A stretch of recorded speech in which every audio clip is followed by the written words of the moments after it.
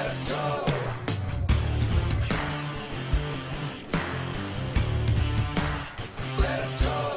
so first one ialah gravitational field ataupun medan graviti. Nah, dalam medan graviti ini ya, kalau kita lihat, apa itu medan graviti? Kalau soalan tanya, mana-mana objek, alright, bila dia berdekatan antara satu sama lain, secara tidak langsung ada satu daya tarikan antara kedua-dua objek ini. So, daya tarikan ini ya, secara umumnya kita kenali sebagai daya tarikan graviti atau gravitational force. Tapi dah lama kita dengar perkataan gravity, daya gravity ini. Selalu kita bila sebut daya gravity, kita hanya ingat satu perkara sahaja, iaitu tarikan ke arah permukaan bumi. Alright, dia akan tarik ke arah pusat bumi. So always will land on the surface lah. Kita akan berhenti dekat permukaan bumi tersebut. So itu yang kita faham. Kita tahu bahawa daya tarikan gravity hanya dikenakan oleh bumi sahaja. Sebenarnya itu adalah pemahaman yang salah. So pemahaman yang betul adalah daya tarikan graviti ialah sejenis daya yang hadir di antara dua atau lebih objek. Alright, so dua atau lebih objek akan mempunyai daya tarikan ini. So misalnya let's say kalau kita berada dalam bilik darjah, okay, in our classroom. Next to you ada kawan you. So ada daya tarikan antara you dengan kawan you. At the same time, right in front of you ada meja. So meja pun akan menarik you juga.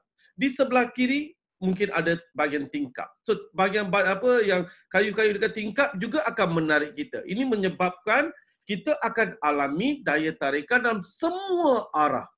Di mana jua kita bergerak. Right? Kita pergi ke kantin, kita akan dapat daya tarikan dengan semua objek-objek yang ada di persekitaran kita. Okay, semua akan alami daya tarikan. Tetapi kita tidak bergerak. Let's say for example, ya, so you duduk sebelah kawan you tak selalu tertarik kepada kawan. Mengapa? Sebab ada daya sebelah kiri yang mengimbangnya. So these are the things. So daya graviti ialah daya yang umum. Alright, daya yang umum yang hadir antara dua objek. Sometimes satu objek akan menarik objek yang kedua. Objek pertama akan ditarik oleh objek yang kedua. Objek kedua tidak ditarik oleh objek yang pertama. Mengapa? Ada sebab-sebabnya. Everything we are going to learn today. Okay, so apa itu daya graviti? So daya graviti ini kalau kita lihat ialah satu daya semula jadi. It's actually a very natural force. So daya semula jadi yang hadir antara dua objek. Alright, yang penting hadir antara dua objek. Kalau lebih daripada dua objek pun boleh. Tapi dari segi persoalan, dari segi pembelajaran kita hanya lebih kepada dua objek sahaja. Any dua objek, so akan alami daya tarikan. So jadi apa itu daya graviti? Daya semula jadi. It's natural force. So ada secara semula jadi. Dan selalunya kita boleh dapati di antara dua objek. Di antara dua objek. Okey. Now, objek-objek ini mesti mempunyai, satu syarat utama ialah mesti mempunyai jisim yang berbeza. Okey, yang penting, yang pertama mempunyai jisim yang berbeza. Dan kemudian dianya what we call mempunyai satu jarak tertentu. So apakah syarat untuk daya ini hadir? Dua syarat. Satu, mesti memiliki jisim yang berbeza. Alright, satu lebih kecil, another one mesti jisim yang lebih besar. Apa berlaku kalau kedua-duanya jisim yang sama? Daya wujud, tapi tidak ada pergerakan. So jadi kena ada perbezaan jisim mereka. Dan kedua-dua objek mesti kena berada pada satu jarak tertentu. Itu penting. So all this we are going to calculate today. So mesti mempunyai jarak tertentu ataupun dan juga mempunyai dua jisim yang berbeza. Kalau jisim yang sama, apa berlaku? Kalau ada perubahan jarak, perubahan jisim, all this we are going to calculate today. Okay. Seterusnya, ada arah pergerakan. Bila ada daya objek akan bergerak. Ke arah manakah objek ini akan bergerak? That's what we are going to see, analyze. Macam contoh dalam bab 2, kita belajar tentang daya. Dalam daya, kita belajar something so-called daya paduan. Bila ada daya paduan, maka daya bersih kita boleh cari. Dia akan bergerak dalam arah daya yang lebih besar tadi. Alright? So di sini pun bila ada dua objek yang berbeza jisimnya, mereka akan mengenakan daya. So daya ini akan menyebabkan mereka bergerak. So ke arah manakah objek ini akan bergerak? That's what we are going to see now. Okay, so let's say kita ada dua objek yang berbeza size. Satu yang objek warna kuning, another one objek warna hijau. So dua-dua size yang berbeza. Bila size berbeza, bermaksud jisim mereka berbeza. Bila jisim berbeza, ada daya tarikan antara mereka. So berapakah daya tarikan? I don't know. Ke arah yang manakah bergerak ke arah mana? Kuning bergerak ke arah hijau atau hijau bergerak ke arah kuning? I'm not sure. Tapi kita boleh identify. Kita boleh buat pengiraan, mengenal pasti yang mana bergerak ke mana dan sebagainya. Misalnya, kalau kita lihat, bila saya jatuhkan satu bola yang sedang jatuh dengan bumi merupakan dua objek yang sedang dipertimbangkan. Kita dapati bola akan bergerak ke permukaan bumi. Kita tak pernah lihat bumi bergerak ke arah bola. So, mengapa bola yang bergerak ke arah bumi, bukannya bumi yang bergerak ke arah bola? That's what we are going to do analyzation. Okay, so macam mana? Berdasarkan hukum Newton yang kedua. Okay, apa hukum Newton ni kata? Dia kata bahawa bila objek ni jatuh, objek ni bila dilepaskan, dia akan bergerak. Pergerakan dia adalah dalam satu arah sahaja kebiasaannya. Mengapa dalam satu arah? Ini yang dia kata. Dia kata mula dengan formula F sama dengan MA. Ini formula yang kita belajar dalam bab 2. So daya merupakan hasil darat jisim dengan pecutan. Apa itu M? M adalah jisim. Apa itu A? A adalah pecutan. Apa itu F? F adalah daya yang terlibat. Jadi daripada formula Newton ini, hukum Newton kedua ini, iaitu F sama dengan M darat dengan A. Kita cuba rearrange formula ini, iaitu kita jadikan A sebagai perkara rumus, iaitu pecutan sebagai perkara rumus. Bila saya ubah suai formula ini, saya dapati bahawa A sama dengan F dibahagikan dengan M. Sebab M yang perlu dipindahkan, right? So M bila dipindahkan, dia akan jadi bahagi.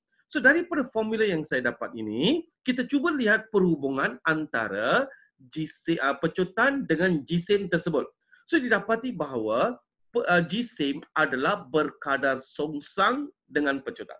Atau pecutan adalah berkadar songsang dengan jisim. Ini bermaksud apa? Bermaksud kalau jisimnya meningkat, jisim kalau meningkat, maka pecutannya akan berkurangan. Kalau jisimnya berkurangan, alright, jisim menjadi lebih kecil, maka pecutannya akan meningkat. Okey, itu yang dapat kita perhatikan di sini. Apa formulanya? Formulanya menunjukkan bahawa pecutan berkadar songsang dengan M. Macam mana saya nak tahu ini berkadar songsang? How am I going to know? So kita lihat. Kalau A ini simbol berkadar. Ini simbol berkadar or proportional.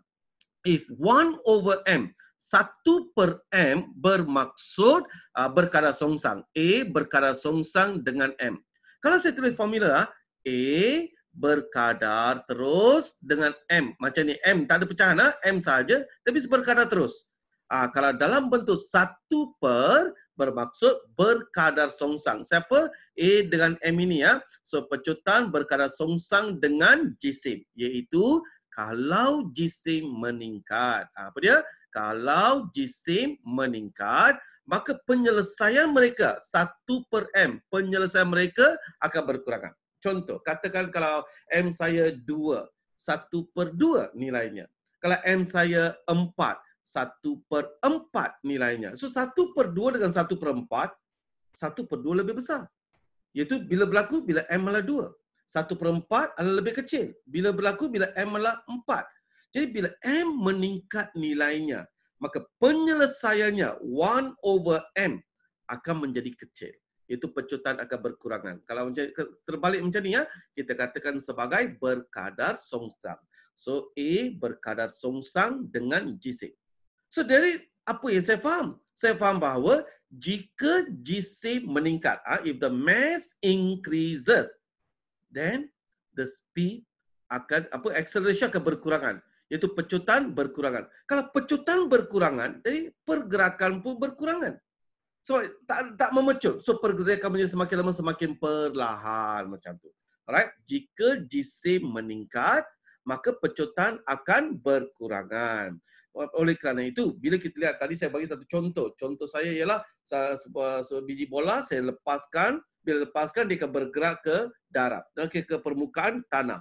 So bermaksud now yang berlaku ialah antara bola dengan permukaan bumi, pergerakan mereka. Dua objek yang sedang kita perhatikan. So antara bola dengan permukaan bumi, permukaan bumi itu mewakili bumi lah. So bumi mempunyai jisim yang besar. Kalau bumi jisim yang besar, maka pecutannya kecil. Bola yang berjisim kecil, pecutannya akan besar. So bermaksud, kalau kita bandingkan dua objek ini, bola dengan bumi tadi, bumi terlampau besar jisimnya berbanding dengan bola tadi. Bila terlampau besar, maka pecutannya terlampau kecil. Bila terlampau kecil, seolah-olah ianya tidak bergerak. So, objek yang lebih kecil akan memecut ke arah bumi. Oleh kerana bumi, jisim yang lebih besar, maka pergerakannya tidak kelihatan, terlampau kecil sehingga boleh diabaikan. Alright? So, jadi daripada formula ini, saya faham bahawa pecutan berkadar songsang dengan jisim. Jadi, kalau jisim meningkat, what we call pecutan akan berkurangan. Jadi kalau mana-mana ada dua objek yang berbeza jisimnya, secara logiknya yang jisim kecil akan bergerak ke arah jisim yang besar. Itu yang pergerakan yang sangat ketara yang boleh kita perhatikan. Jadi kalau kita bandingkan bumi dengan bulan, bulan lebih kecil jisimnya berbanding dengan jisim bumi, maka bulan yang akan bergerak menghampiri bumi kalau ada daya tarikan antara mereka. Kalau saya bandingkan bumi dengan matahari, matahari jisimnya lebih besar berbanding dengan bumi. Maka secara logiknya, bumi yang akan ditarik ke arah matahari. Kalau dia punya jisim hampir sama, maka kedua-duanya akan bergerak menghampiri satu sama lain. Jadi dalam konsep yang kita nak belajar ini, kita akan pastikan dua objek jisim yang berbeza. Kalau sama, susahlah kita nak bezakan. So dalam skop pembelajaran, kita belajar jisim yang berbeza. Jadi jisim yang kecil akan bergerak menghampiri jisim yang besar. Alright. Next, kalau kita lihat, inilah gambar raja bumi dengan manusia. Kalau kita jatuh dari bangunan tinggi pun, kita akan bergerak ke arah bawah kerana jisim kita terlampau kecil berbanding dengan jisim bumi.